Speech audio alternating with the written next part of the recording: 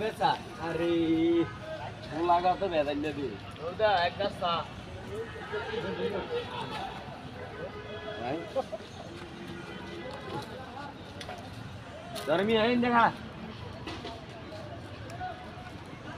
কি করে যাও কি দর কেন আমার বাচ্চাদের কাছে দিয়ে যাবে ভাই